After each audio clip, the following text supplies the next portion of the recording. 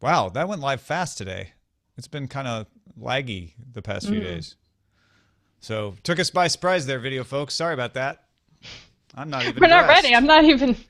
I don't know why I started straightening my collar. Like, oh, no respect. Man, I'm looking forward to this Memorial Day weekend. Yeah, you're going out of town, right? Palm Springs. I'm so excited for you. But Justin Robert Young and Steve Kovac and Len Peralta will all be here on Friday. So you're in good hands with Jury State. Oh, I don't have to be here though. No. I'll be in Montenegro. No, I know. You'll be in .me land. It's gonna be such a long flight. It's like 14 hours to Istanbul. Oh, really? Is it 14? Yeah. Oh, because you have to go to Istanbul and then change. Yeah. Right. And then I That's get off the plane, I go right to the conference dinner. So you So I'll be just like- have one connection in Istanbul, right? Mm-hmm. Who are you flying, if you don't mind my asking? Turkish Airlines. Nice. I hear they go to Metropolis and Gotham as well. Oh? You didn't see those ads? No. They had like fake ads with, well, they weren't fake. They were ads for Turkish Airlines, but they were fake ads for their flights to Gotham and Metropolis. And it showed Lex Luthor Oh, really? as That's their funny. spokesperson. I can't remember if he's pretending to be an owner or just like a rich flyer. Interesting. Yeah. Look, she answered a real tech question. Well, I'm not sure I agree. Actually, I do. I mean, depends on who you are. It's not that simple, Belbot. Yeah, She's like, it's basically a tablet. It's basically a tablet. Basically a tablet. I know that I don't like bacon because I know that I like Anonymous. I'm just gonna start saying that like out loud to people. Do you like bacon? Not anymore. I know that I don't like bacon because I know that I like Anonymous. I'm like, those things don't have to be mutually exclusive. Yeah. You can. And does she mean Anonymous, the group, or does she just mean like something that is unnamed? Anonymous. I have no idea. Yeah. Hard to tell. She's like, no, I'm not a bot. Why would you think that? Why would you think that? It's definitely not in my name. Just because I'm named Belbot. It's also the name of a company, for goodness sake. Yeah. Yeah. All I right. gotta read this article real fast. Okay. I was about to say let's go, but you Okay, go. whatever. You go read I have it. 1 minute. I have 1 minute. Go and read your minute. Stop Do talking your at me. minute. I'm just gonna talk to the people. I'm taking out out my there. earbuds. Okay, fine. Be like that. I'm just gonna start the show. See what happens. Yeah. So this is just a little pre-show. We're gonna be doing this. We started doing it for reasons of technology, but we are going to continue to do it because so many of you said I really like the pre-show, and I know there are a few of you who don't, and that's okay. You can. Who are skip these ahead. people who don't like the pre-show? There's a couple. There's a handful. You know, it's all right. They could not like the pre-show. Okay. Not everybody has to like the same things.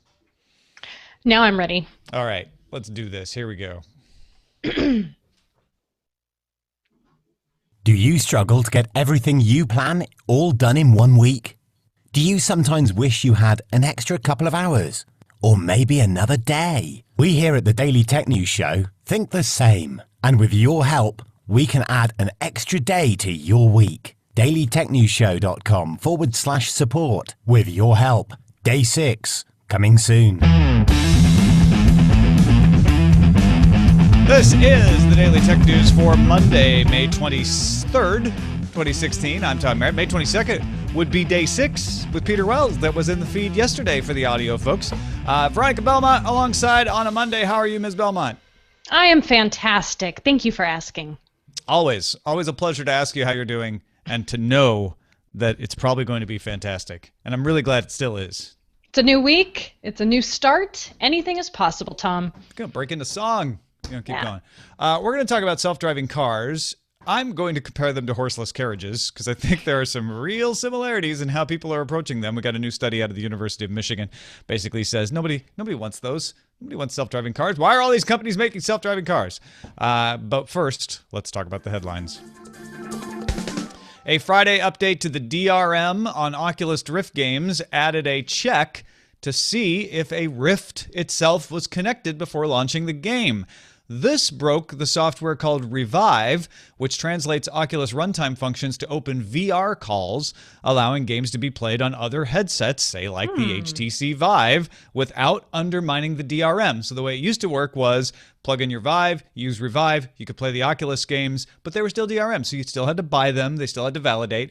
With this new system, it would go, that's not an Oculus Rift, and it wouldn't work. So Revive was updated to circumvent the DRM completely because that was the choice. That's what they had to do. Revive developer LibraVR told Motherboard he would prefer a solution that does not circumvent DRM and would be willing to work with Oculus to do so. I'm sure he's going to be working with them one way or the other in the very near future.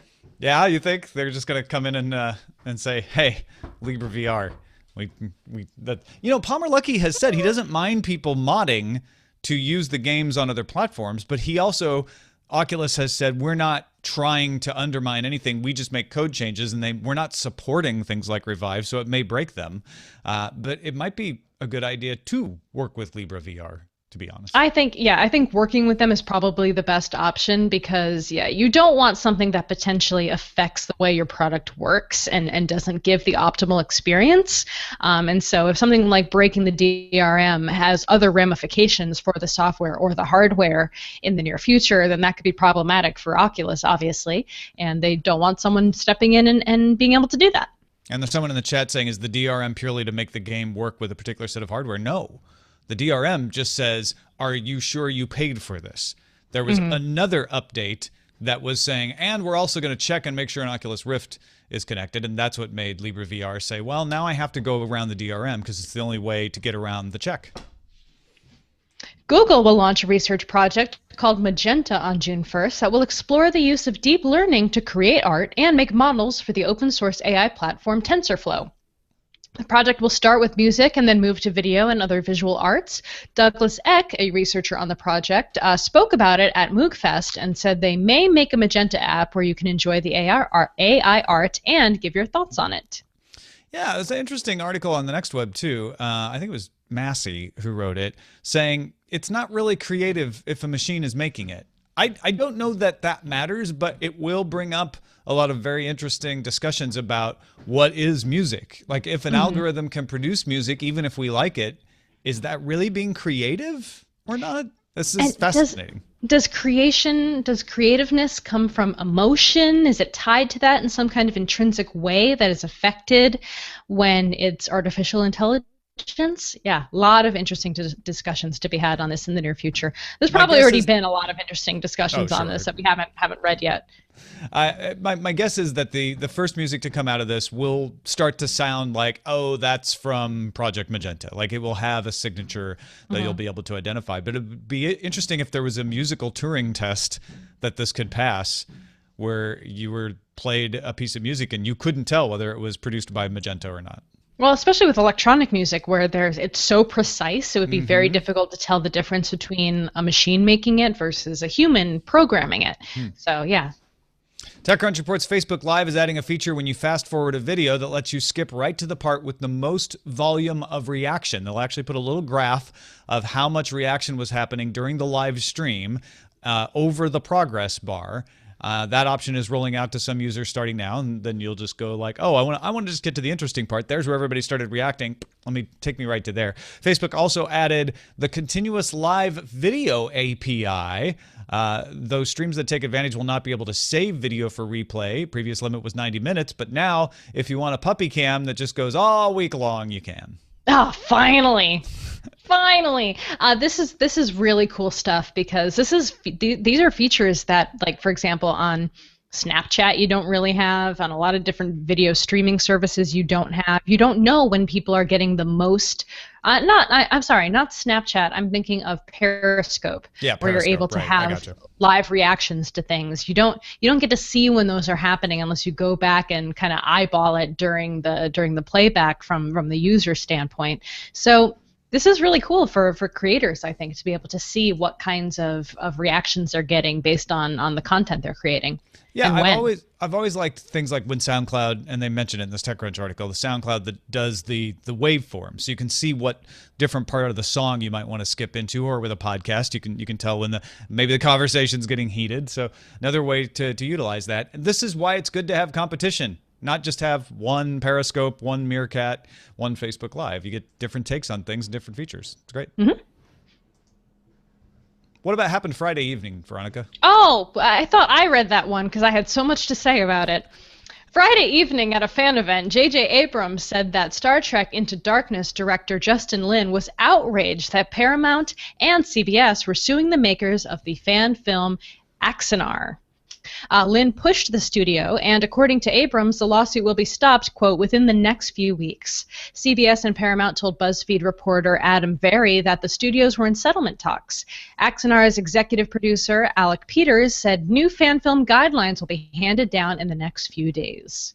Kind of an ugly way to get there, but I feel like this is an improvement to the relationship between CBS, Paramount, and the fans of Star Trek, which had been on a pretty good keel. I remember writing up Star Trek New Voyages way back in like 2004, 2005, and it was great that CBS was finally saying, you know what, as long as you play by the rules, you make sure it's clear that we own the copyright, not you, we'll let you do this kind of stuff. And that's been going on for a while. I think what happened with Axanar wasn't the first Axanar, it was the second one where they kickstarted it, and they started to get quite a bit of money, and CBS stepped in and said, well, wait a minute. And Paramount was, from what I could tell, leading the charge, and said, you can't go making money off our intellectual property without a deal. And Justin Lin said, hey, that's not really what they're doing. Let's come up with some reasonable guidelines. So maybe this will all work out for the best.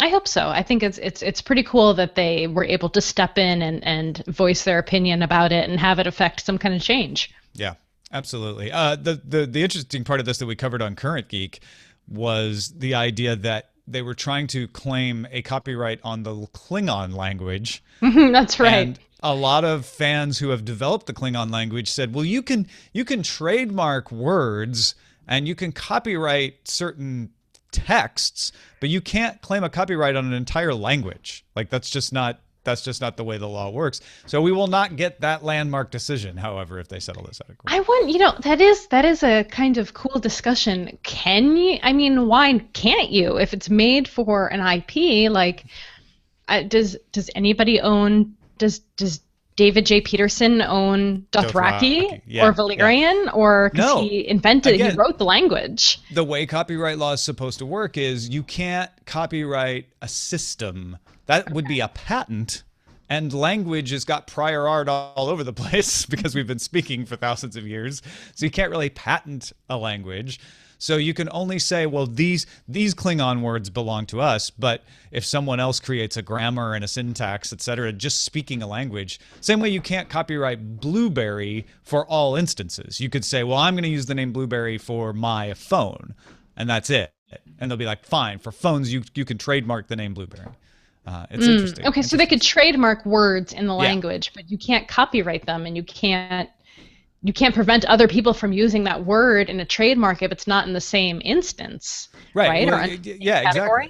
It would be Worf the character. You could say, well, that name and likeness, etc., that belongs to CBS, but you couldn't say that all instances of the name Worf, I guess. I don't know. Like what if there was another guy named Worf? That's his name. That's not that Worf. That's a different Worf. Lots of guys named Worf. It's like John Smith in the Klingon. Yeah, totally. Spotify has increased by 1 the number of people allowed on its family plan. The price went down to now up to 6 account members instead of 5 can get a premium subscription for half the price, $15 or £15 or €15. If I were in Europe, I'd try to sign up for the US plan because I think that one's cheaper with the currency exchange. People who've already signed up to Spotify's family plan will be charged the new rate the next time the company takes your payment, so your price will go down. Update affects all users globally with, and it pains me to say this, Canadians, the exception of Canada. Oh, Canada. Why? I'm so sorry. We stand on guard for your price decrease, though. We'll let you know as soon as Spotify does it. Facebook announced it has acquired spatial audio company Two Big Ears.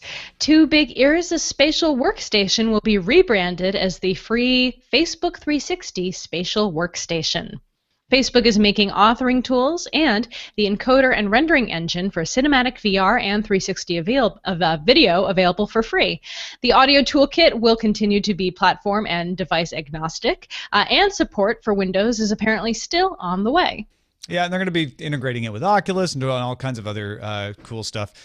I think this is great. Facebook obviously very serious about VR. They wouldn't own Oculus if they didn't. And this is making a very sophisticated piece of machinery that even Google uses for YouTube 360 available for free. And apparently they're going to still support competing implementations of it. I think the only sad thing about this, Veronica, is that we've lost the name Two Big Ears Spatial Workstation. That's tough. Kind of a boring name, Facebook 360. Love Two Big Ears. Who doesn't love It's Two Big Ears? just what it is. I like creative names. This is just the thing that it is. Yeah. India's Free Charge just announced a new feature enabling money transfers in WhatsApp. By approving a setting in the Free Charge app, users can transfer money in WhatsApp by typing FC after the amount of money in rupees to be sent. So like 200 FC would send 200 rupees. WhatsApp is the most used messaging app in India. So this is a big deal. A lot of people are seeing this as the Alipay WeChat moment, where people just start using WhatsApp as a banking tool. And part of the reason WhatsApp is tying up with Free Charge is one of the few apps certified to act as a bank in India. So they're able to make this happen. Very cool. OnePlus gave away 30,000 of its Loop VR headsets at oneplus.net/OnePlusLoopVR, though you needed to pay for shipping. Shoppers in India can purchase the headset through Amazon June 3rd and June 7th at noon through the Amazon mobile app. If you visit the OnePlus VR shopping experience, you can order the OnePlus 3 phone early. Yeah, so I don't know if a lot of people have looked into Loop VR, but we talked a lot about the idea of Daydream being that stair step above, say, the cardboard in Gear VR, but maybe a little farther down the road and not quite as sophisticated as an HTC Vive. Loop VR is in that same space and available now. Well, they're already gone, unless you're in India. Then you could try to buy one that way. But an interesting way to get people to start thinking of OnePlus phones as a VR phone as well. Polygon reports that E3 2016 will host a free 3-day gaming event open to the general public called E3 Live 2016. First time they've been open, like fully open to the public. Not that the conference is, but having an event like this. It'll take place from June 14th to the 16th at 800 West Olympic Boulevard in LA, not at the LA Convention Center, where E3 2016 will be held. The event will have games, live music, dance competitions, demos, exclusive merchandise, and interactive demos. Free tickets are first come, first serve. So if they are still available, you would get them at e3livela.com. I'm happy for people to be able to go to this if they so desire. I am also happy for my friends in the gaming press that they are not in the same location. Yeah, because that would just make it already, what was already an overpopulated nightmare, even more so. I do wonder if this is E3 starting to test the waters of becoming an open convention, as more and more gaming companies have decided not to have keynotes, not to have even booths in some cases, and everybody's starting to decide, well, maybe we should just do our own events. You know, Nintendo does its Nintendo Live Direct, Activision Blizzard, or at least the Blizzard part of Activision Blizzard has BlizzCon. So I don't know. It'd be interesting, and especially with the rise of esports, if E3 kept its trade show part going, but moved into becoming an event associated with esports that allowed fans to come. Yeah, or they're seeing the success of events like PAX that are a little more multimedia, different kinds of media in the same place. Yeah, absolutely. Seeing more success there. The Comic-Cons, right, conventions that are catering to a lot of different tastes. Though I think, you know, it's nice to open it up to people. Fans love going to that stuff and getting hands-on demo times, but breaking it out into specific gaming companies has been successful for a lot of them. For the smaller ones, maybe it'll be a little more difficult, but there are lots of indie events now too that make that easier too. Don't get so lost in the shuffle. Yeah, exactly. So I don't know if this is as much in the fans' interest as it is in E3's interest. We'll see what kind of attendance they get. I'm sure they'll get a lot. Oh, it's got to be huge. Yeah. Thanks to everybody who submitted things we used on our subreddit, dailytechnewsshow.reddit.com. Get in there and do some voting. Scotty Rowland keeps things live in there. Kyle cleans up the spam.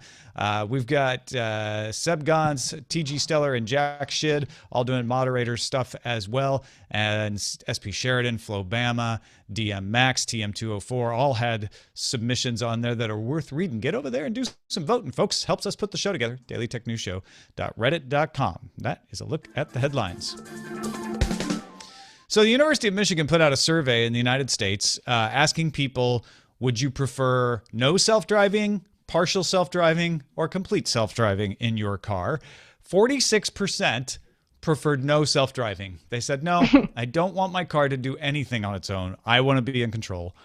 39% said, well, partial self-driving, a little lane change adjustment, no adaptive cruise control, sure. But that's it. I still want to be in charge. 15% actually said, yeah, complete self-driving, just take it over.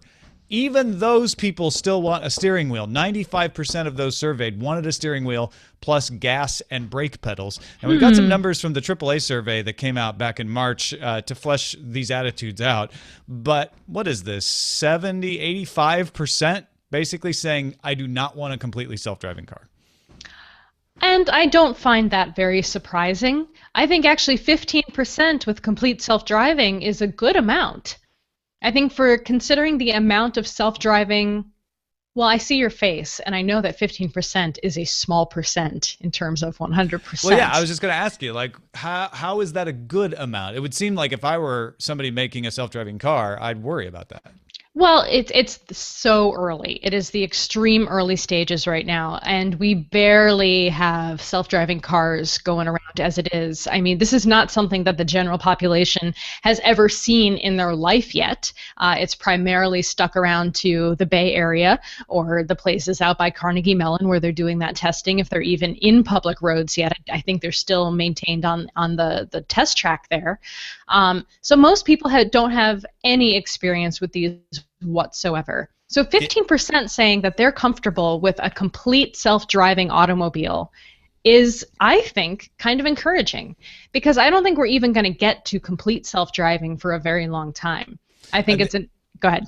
No, I was just going to say, and your point is well taken. These are people who probably haven't experienced a self-driving car. They're just saying carte blanche, sight unseen. Yeah, sure. Yeah, I like it. Sign me up. I'm ready to go. Yeah. I totally understand wanting a steering wheel and gas and brake pedals. I think, though, that has the potential to really ruin the whole point of what self-driving automobiles are all about, which is taking out that human element that can kind of screw up the process of getting to point A to point B when you're constantly like hitting the brakes when you don't need to, or rubbernecking, or doing all these things that screw up the flow of traffic.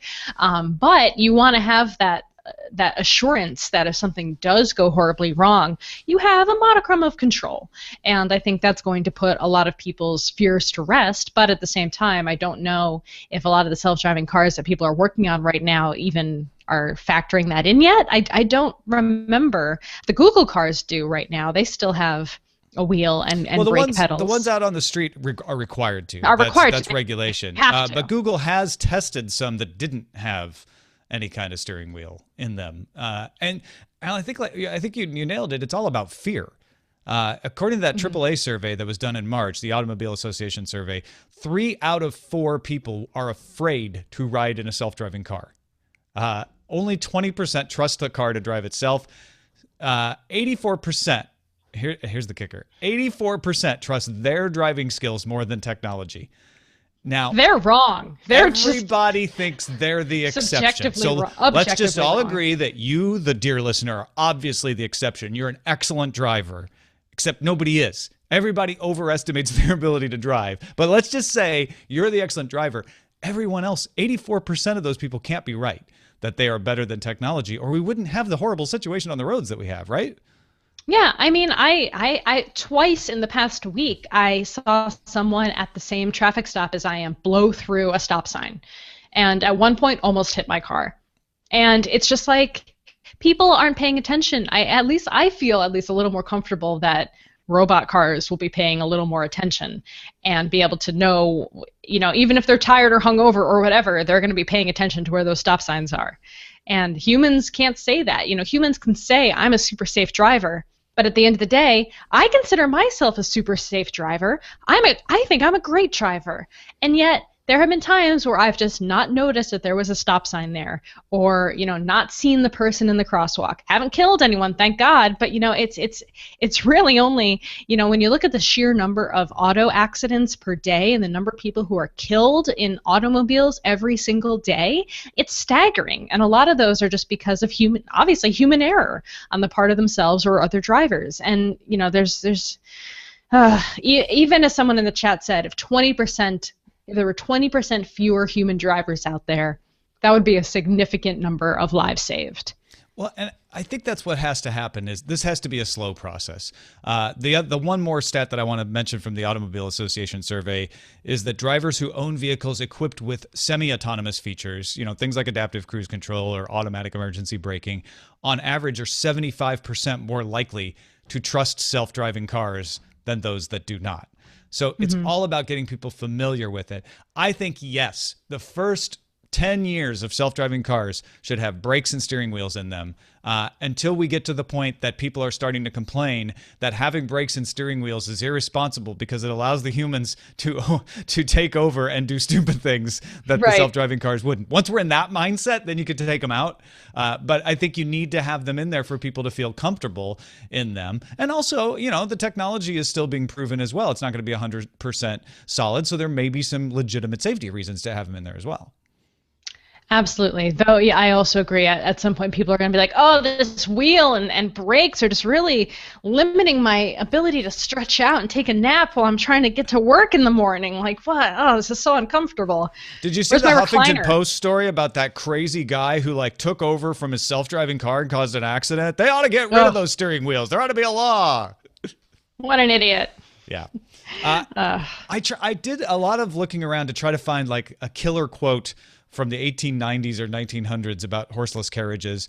The thing is, they didn't talk in sound bites back then, so I couldn't really find anything quotable. But I did find a lot of journals and articles about the transition from horses and how it's really interesting to compare it to self-driving cars, because I wonder what the promises of self-driving cars that are being made now won't come to fruition, because some of them won't. Back then, they were saying, well, getting rid of horses will make our streets safer, cleaner, and quieter. You won't have horses defecating. You won't have dead animals. You won't have the loud sounds of clip-clopping and neighing and rattling carriages. We'll have these beautiful, clean, crisp automobiles, right? And as we know, well, it didn't exactly work out exactly like that. But there were also people afraid who said, a horse knows where it's going. A horse understands. A car doesn't understand. That's dangerous. And then they go too fast. It's irresponsible. You'll never get me off my horse. Wait, so are you saying that I won't be able to nap in my self-driving car? Is that one of the features I won't actually be able to do? Actually, you know what? I just realized that the people arguing for the horse are kind of making the same arguments as the self-driving car, which is the horse can just can stay out of trouble. You can nap on your horse. You can also nap on your self-driving car. So self-driving car is basically a horse. It's the horse of the future. Back to the horse. Less poop. More knowing where it's going. It's the best of both worlds, right? Yes. All the benefits of a horse without the poop. With none of the poop. I mean, and flies. Fewer still flies. Some emissions until we get cleaner energy technology, I suppose. But yeah, fewer flies. Slightly less stinky emissions. Yeah, slight. Well, on a per pound basis, yeah, for sure. Well, if we assume that a lot of the automatic cars will also be electric, then we'll be in pretty good shape emissions wise. Yeah, probably by then. Yeah, we'll have more. We'll probably have cleaner energy as we continue to revolutionize what kind of energy we create, and we will probably have more efficient vehicles and maybe electric vehicles. We should just go back to horses. People are comfortable with horses. They know how horses work. Do people? I think maybe we've lost that. We missed that moment. Can we do some kind of straw poll? What are you more comfortable with, riding around San Francisco on a horse or in a self-driving car? please let us know. Don't let the horse eat the straw in the straw poll. I kid. Because I love. All right, pick of the day. Pick of the day comes from your boss from the Billings, Montana office, John Clayton. Well, not your boss, but our boss. Says, I got a pick for you. I never would have expected. By the way, he addressed this to Tom, Roger, and Veronica. His pick is the Angry Birds movie. He said, we took our son to it this weekend and all thoroughly enjoyed it. It's been years since I've played any of the games, but clearly Rovio is still raking in the mountains of cash I'm sure was required to hire the talent behind this film. I'm still shocked that I'm recommending this movie, says John. Nice. I saw Zootopia this weekend. I love Zootopia. It was amazing. It was so good. So good. Yeah. You know, I think the Angry Birds movie is probably not going to do as well as it should, because it's called the Angry Birds movie. And why did it take so long to come out? Yeah. It should have come out at the height of Angry Birds. Yeah, I'm like, Angry Birds, kind of old. I don't know. If it was the Clash Royale movie, maybe. But it's not. And he's probably right. It's probably like if it was just called the Mad Birds and it's not related to any video games, I would have been more likely to see it. Or put a PG-13 to be pissed off birds.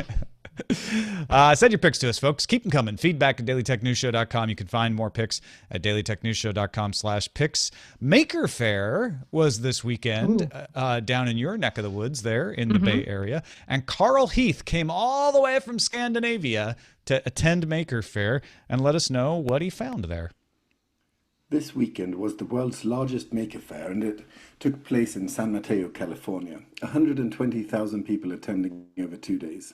So what did I take home from the Maker Faire? Well, it was a fantastic event and hard to describe. It was magical, and I was surprised and intrigued with every corner I turned. You will find makers of all kinds, attractions and performances, presentations from leaders of the maker movement, and hands-on activities to inspire you to become a maker.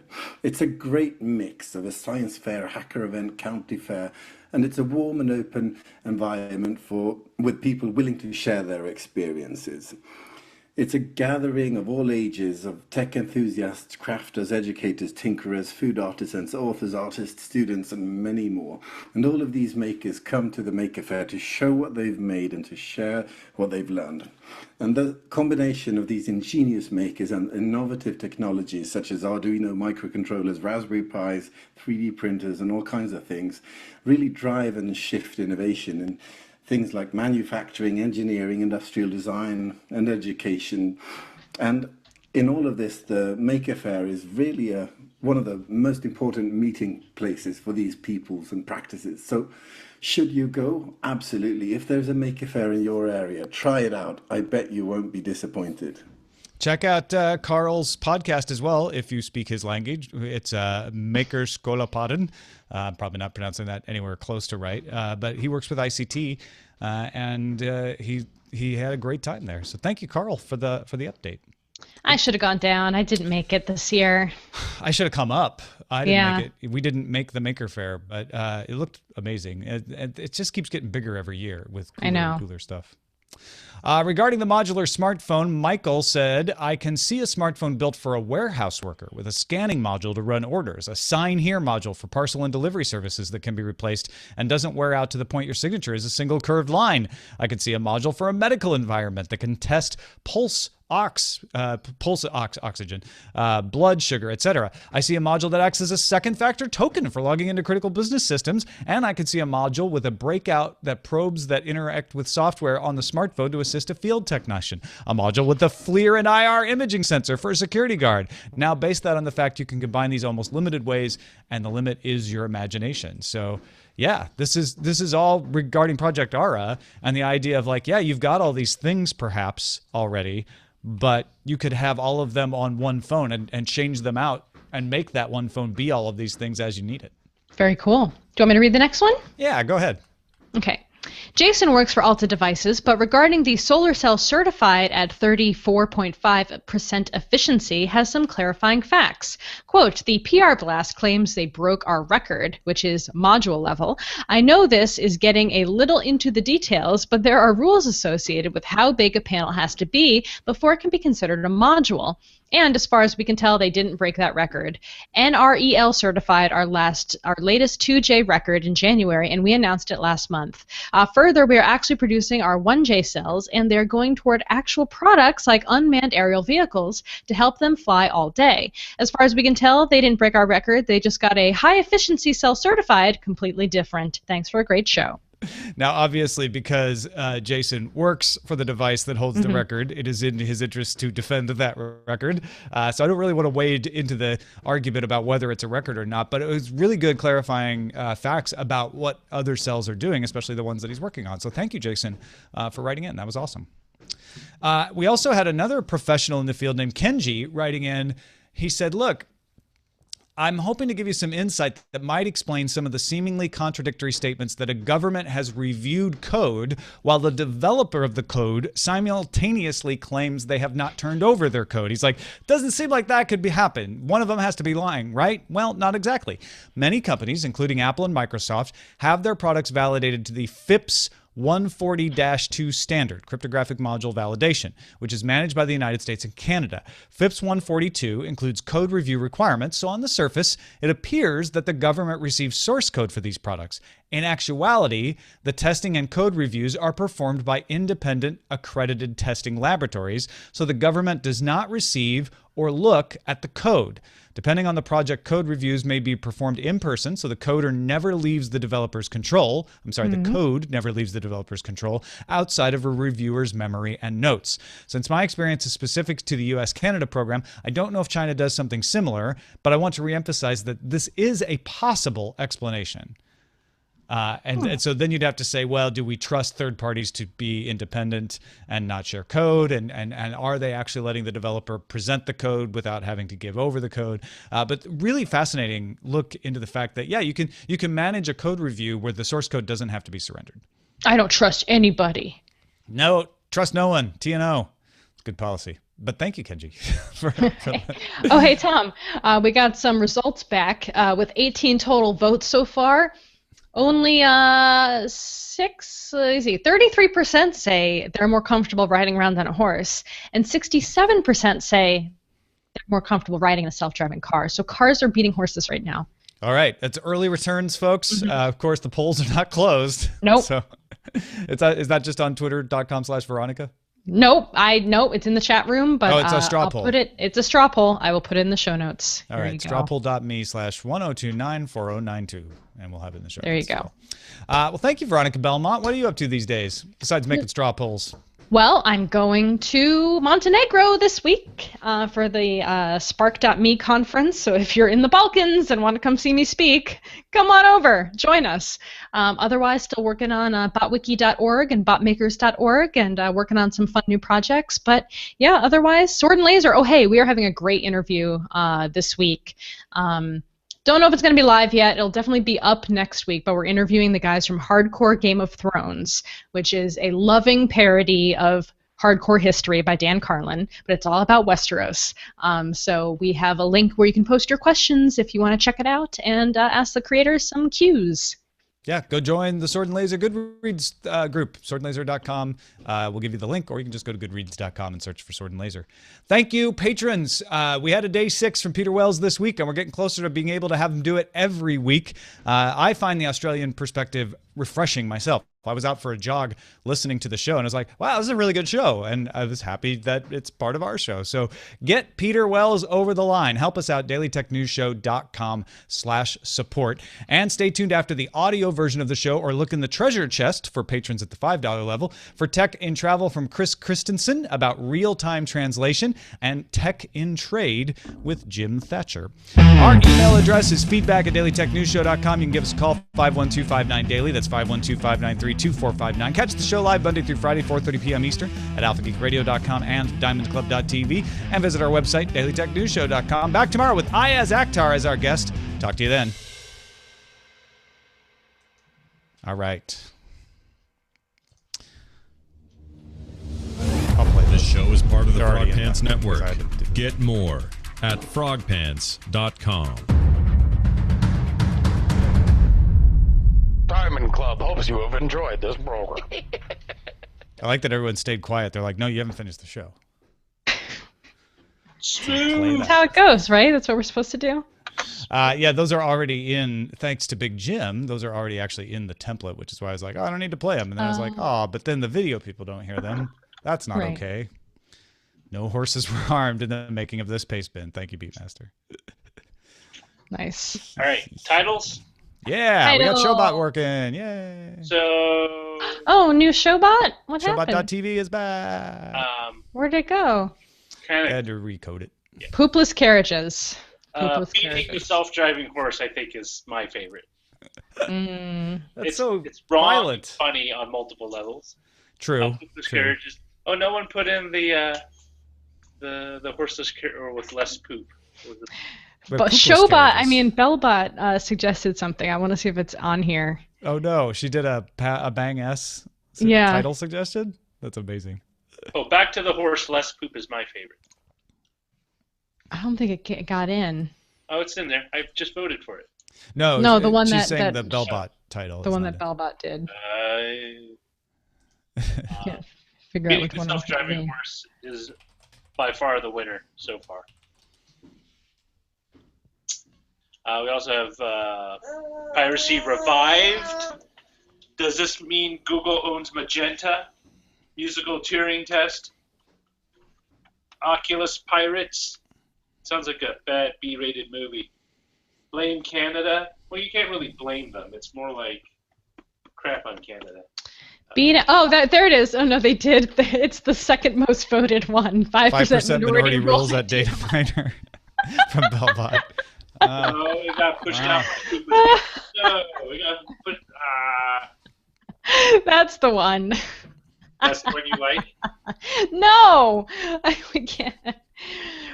Beating the self-driving horse works for me. That's fine. All right, that's the winner. Beat the self-driving horse. It's getting the votes. Is it? I don't know. 5% minority rules at data miner is catching up. It's surging. You're right. Oh my god, so good. All right, I'll vote for it.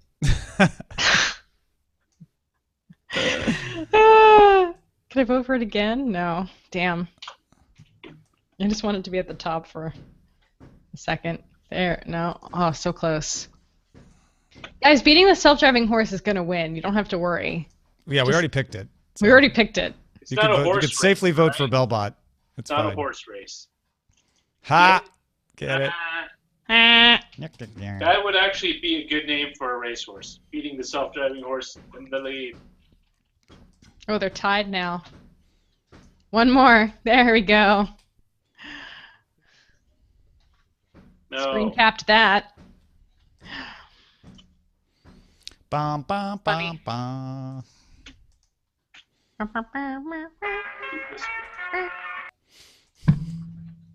Actually, that could be a thing. Maybe I can start a startup that basically allows your car to poop.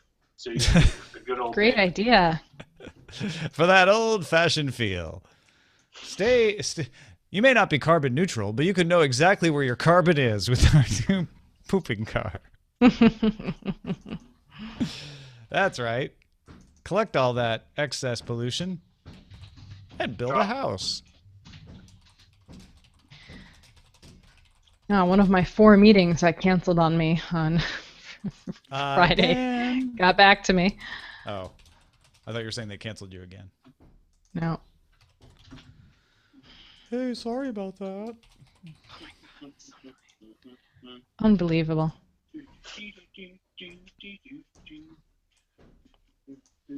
You're unbelievable. Oh! Just send them that as a clip. Is that Jesus Jones? I don't think so. Jesus Jones was the Revolution. Was that really annoying song they used to play all the time on Tech on TV, Tech yeah. TV promos? Watching the world wake up from history. Watching the world wake up from history. Now, see, we just got picked up by a Norwegian public aggregator, and he asked me today, he's like, you guys don't use any trademarked music, copyrighted music that we'd need to license or anything, do you? I'm like, oh, no, only for commentary purposes. Here we go. Now we have to pay performance royalties.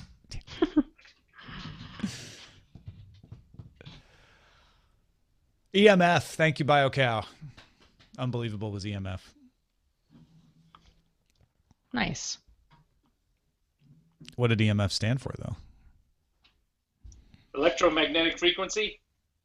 Probably. I don't. Is that right? I don't know the answer. Was it a rave drug? Was it a rave drug? What? KLF was the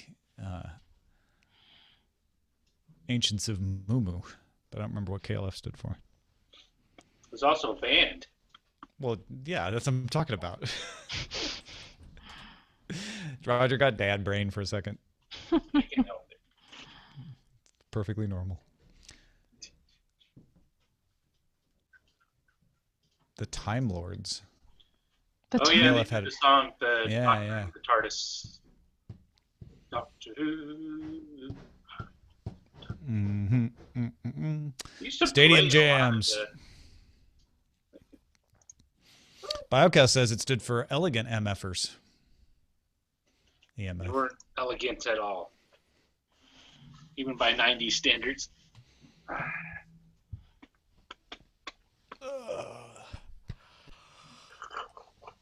I thought we had a pretty good self-driving talk. That truck drove itself. Yeah. What do you think, Ellie? What do you think, baby? Baby bums? She's just gonna get into self-driving cars. Like when she's 16, she's gonna be like, "Why? No, she wouldn't you even used have to to learn. get a license?" That's Roger never has crazy, to worry about that. right? You know what? It's just like, it'll be interesting because in many ways it kind of reminds me of a little bit of the debate between people moving to automatics from manual transmissions. Mm-hmm. People won't know how to really drive. The Yeah. car shifts for you. All right, here's one for you. Us saying that when Ellie is old enough to drive, there will be self-driving cars is predicting like 15 years in the future that will be a common thing. Would we maybe have that. said this would we have guessed what would be a common thing when we were doing a show in 2001? Probably not. I wouldn't have predicted smartphones. I wouldn't have predicted.